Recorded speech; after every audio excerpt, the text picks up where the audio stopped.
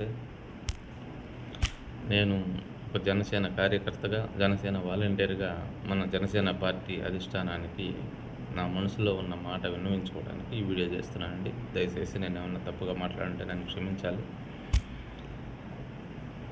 గత 15 ఏళ్ళు గ్రామాల్లో, మారుమూల గ్రామాల్లో గానీ, సిటీస్‌లో ఔట్‌స్కర్ట్స్‌లో గానీ జనసేన పార్టీ అంటే పెద్దగా జనాలకి తెలిసినా ఆ పార్టీని గురించి ఆలోచించే వ్యక్తులు గానీ, ఆ పార్టీ గురించి ఓహో! ఈ పార్టీ ఉందా అని ప్రయత్నించే వ్యక్తులు గానీ ఎవరు లేరు. ఎందుకు లేరంటే, చిరంజీవి గారు పార్టీ పెట్టారు, తీసేశారు అని ఈయన గూడా ఏమి నడుపుతాడులే అని పార్టీలో ఒక విషం నింపేసేశారు. మిగతా 2 పార్టీలు ఆ మూమెంట్‌లో జనసేన పార్టీ గురించి ఒక విషయం నింపేశారు. అందువల్ల జనాలు పెద్దగా లెక్క చేయలేదు జనసేన పార్టీని. మొన్న గత ఎలక్షన్‌లో 24 ఎలక్షన్‌ల ప్రచారంలో పవన్ కళ్యాణ్ గారు ఒక మాట చెప్పి అది బాగా వైరల్ అయిపోయింది. మన వాళ్ళు గూడా, మన కార్యకర్తలు గానీ, వాలంటీర్స్ గానీ, ఫోనుల్లో గానీ, సోషల్ మీడియాలో బాగా దాన్ని బిల్డప్ చేయటం వల్ల మనకంటూ ఒక గుర్తింపొచ్చింది. ప్రచారంలో పవన్ కళ్యాణ్ గారు అధాపాతాళానికి తొక్కుతానన్న డైలాగు, ఆ తర్వాత వచ్చిన రిజల్ట్, ఆ తర్వాత కళ్యాణ్ గారు పంచాయతీరాజ్ తీసుకొని గ్రామాల పట్ల చేస్తున్న అభివృద్ధి కార్యక్రమాలు, వాటి వల్ల పవన్ కళ్యాణ్ గారు అనేది అంటే ఏంటి, ప్రజారాజ్యం పార్టీ, జనసేన పార్టీ అంటే ఏంటి అనేది అందరికీ బాగా మైండ్‌లోకి ఎక్కిపోయింది.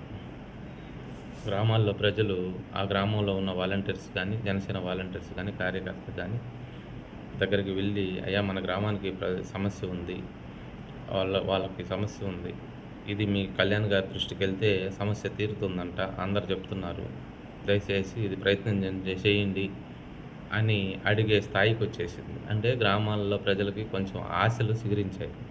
ఓహో! ఆ పార్టీలు ఈ పార్టీ అధికారంలో ఉంటే ఆ పార్టీ పనిచేయదు, ఆ పార్టీ అధికారంలో ఉంటే ఈ పార్టీ పనిచేయదు.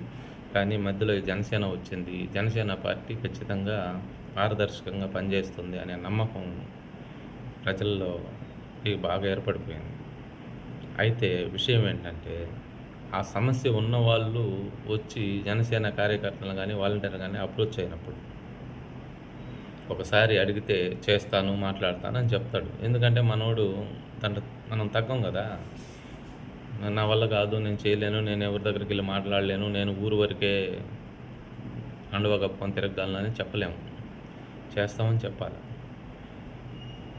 అయితే ఒకసారి, 2 సార్లు, 3 సార్లు వాళ్ళు అడిగినప్పుడు ఈ వ్యక్తి ఏమి చేయలేని పరిస్థితిలో ఉండిపోతున్నాడు. ఎందుకు ఉండిపోతున్నాడంటే,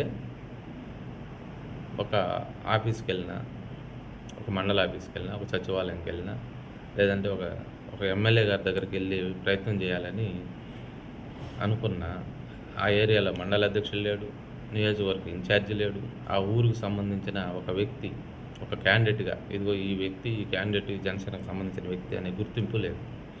లేకపోవడం వల్ల డైరెక్ట్‌గా ఎమ్మెల్యే గారి దగ్గరికెళ్ళాలన్నా అవకాశం లేదు. లేదు, అధికారుల దగ్గరికెళ్ళి ఆఫీసులో కూర్చొని పని చేపియాలన్నా అక్కడ వాళ్ళు వినే పరిస్థితిలో లేరు. దానివల్ల ఈ వ్యక్తి చేయలేకపోవడం వల్ల దాన్ని మన కూటమి ప్రభుత్వంలో ఉన్న మన భాగస్వామి అయిన టీడీపీ పార్టీ క్యాష్ చేసుకుంటుంది. అంటే నేను టీడీపీకి వ్యతిరేకం కాదండి. ఇక్కడ మన వాళ్ళు ఆల్రెడీ గీత దాటొద్దు అని ఒక లెటర్ రిలీజ్ చేశారు కాబట్టి పూర్తిగా వివరాల్లోకి వెళ్ళిపోవట్లేదు. గ్రౌండ్ లెవెల్‌కి పోదలుచుకోలేదు నేను. మంచిదే, టీడీపీ వాళ్ళు ఆ గ్రామానికి, వాళ్ళకి సమస్యలకి వాళ్ళు మంచి చేస్తున్నారు.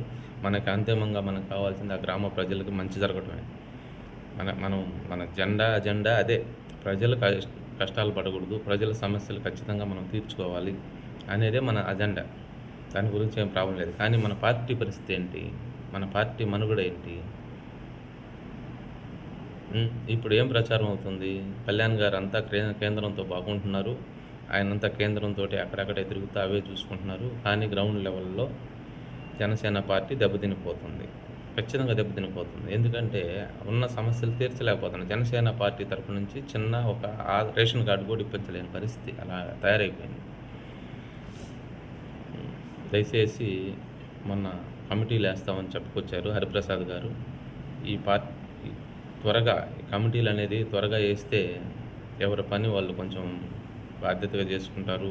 ఒక పని అవుతుంది, ఒక సమస్య ఉన్నప్పుడు ఆ కమిటీల ద్వారా ఆ అధికారుల దగ్గరికెళ్ళి లేదా ఎమ్మెల్యే గారి దగ్గరికెళ్ళి ఆ సమస్యలు తీర్చగలిగే కెపాసిటీ కమిటీలో ఉన్న వ్యక్తికి వీలు పడుతుంది.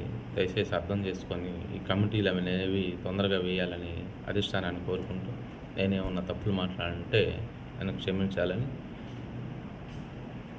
విన్నవించుకుంటా ఉన్నాను. జై హింద్, జై జనసేన.